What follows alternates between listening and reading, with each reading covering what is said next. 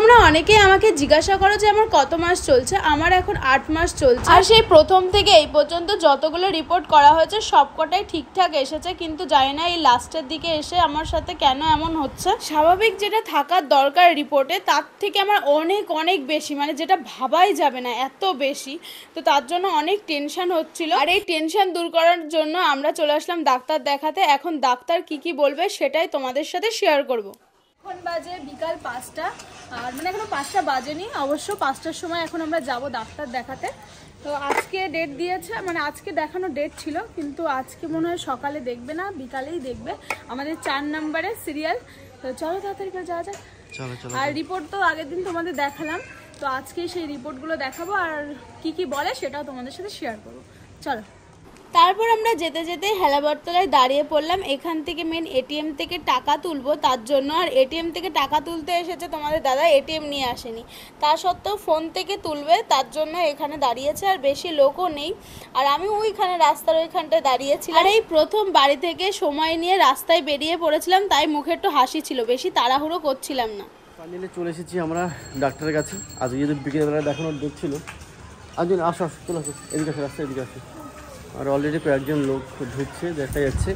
অবশ্যই এই সময়টাই এখন সবার টাইম দিয়েছে। ওই দেখো ওদিকে একজন আছে ঢুকলো, আর আমরা এখন ভিতরে অনেকে আছে। হ্যাঁ, কয়েকজন ছোটো দেখা যাচ্ছে। চলো যাই দেখি আসি কি বলে দেখি।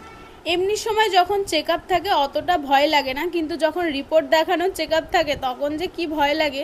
কারণ রিপোর্টে কোনটা কি এসেছে না এসেছে, কোনোটা বেশি কোনোটা কম, এরকম হলে ভীষণ টেনশন হয়। মানে যেটা নর্মাল থাকার দরকার সেটা অনেকটা বেশি হয়ে যায়, বা যেটা নর্মাল থাকার দরকার অনেক কম হয়ে যায়। তার জন্য অনেক ভয় লাগে রিপোর্ট দেখানোর দিন। তো আজকেই ছিল সেই রিপোর্ট দেখানোর দিন।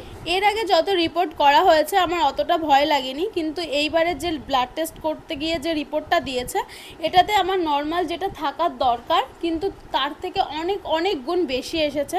তার জন্য আমার ভীষণ ভয় লাগছিল যে ডাক্তারে কি বলবে না বলবে। রিপোর্টটা দেখার পরে আমার তো প্রচণ্ড টেনশন হচ্ছিল বাড়ি থেকেই। তো তোমাদের দাদা বলছে যে এখন অত টেনশন করো না, কারণ এই সময়টা টেনশন করা ঠিক না, তুমি আগে ডাক্তার দেখিয়ে দেখো যে কি বলে, এটা এগুলো বেশি এসেছে এর কারণ কি, বা এতে কোনো ক্ষতি হবে নাকি। যাই হোক, এখানে আমার সবার ফার্স্টে রিপোর্টগুলো জমা নিয়ে নিল, তারপরে ওয়েটটা মেপে নেবে, কারণ আমি কত কেজি বাড়লাম 1 মাস পর সেটা দেখে নেবে। তো এখানে দেখাচ্ছে যে 62 কেজি 900। তারপর আমি নামতে গিয়ে এখানে মেশিনটা ভীষণ জোরে বাড়ি খেলো ওই দেওয়ালে। তো তারপরে দেখলাম যে না, কোনো খারাপ কিছু হয়নি, আমি কিছু খারাপ করে দিইনি। তারপর তোমাদের দাদা আর আমি মিলে এখানে বসে হিসাব করছিলাম যে 1 মাসে আমি কতটা বেশি ওয়েট গেইন করলাম, মানে কত ওজন আমার বাড়লো।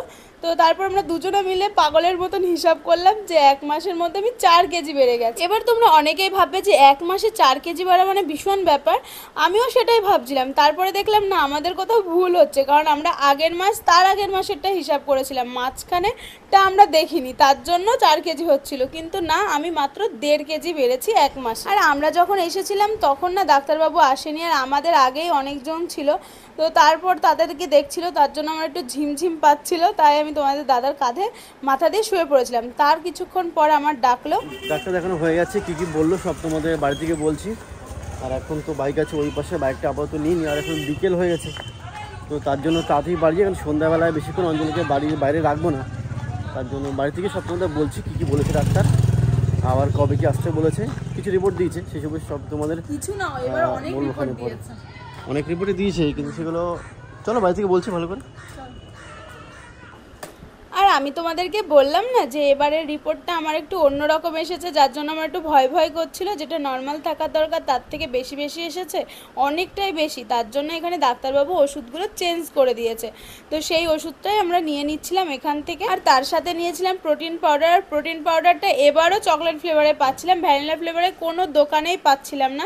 আমি তো রাগ করে বলছিলাম যে আমি প্রোটিন পাউডার খাবোই না, কিন্তু তোমাদের দাদা বলছে না, নিজের কথাটা আগে ভেবো না, আগে বাচ্চার কথাটা ভাববে, তারপর নিজের কথা ভাববে। যত কষ্টই হোক সব কিছু সহ্য করতে হবে। তারপরে দেখলাম হ্যাঁ সত্যিই তো, মা হতে গেলে কত কিছু সহ্য করতে হয়, আমি সামান্য ফ্লেভার চেঞ্জ করতে পারবো না।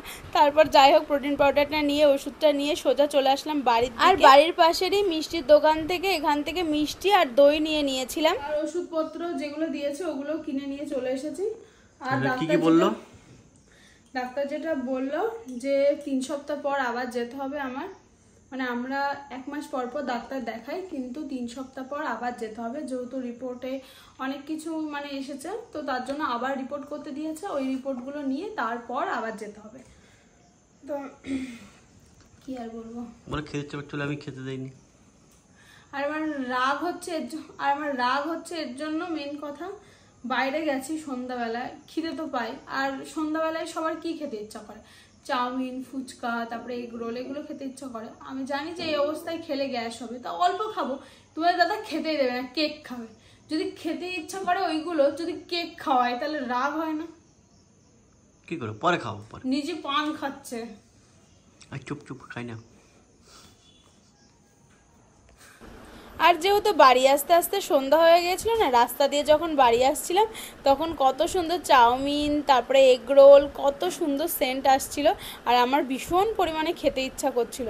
তাই তোমাদের দাদাকে বলছিলাম আমাকে কিনে দাও না কিছু একটা, তো তোমাদের দাদা বলছে না তুমি খেলে এখন খেলে গ্যাস হবে। তো আমি বলছিলাম আমাকে অল্প একটু দিও আর তুমি বাদবাকি খেয়ে নিও, কিন্তু তবুও কিনে দিল না। তার জন্য আমি বাড়িতে এসে প্রচণ্ড রেগে গিয়েছিলাম। আর তোমাদের দাদা আমার রাগ ভাঙানোর জন্য ক্যামেরাটা নিয়ে ওরকম করছিল আমার। আর ক্যামেরাটা নিয়ে যদি মুখের সামনে অমন করে ধরে তাহলে কি যে বাজে দেখতে লাগে, আমার এখনই প্রচণ্ড হাসি পাচ্ছে।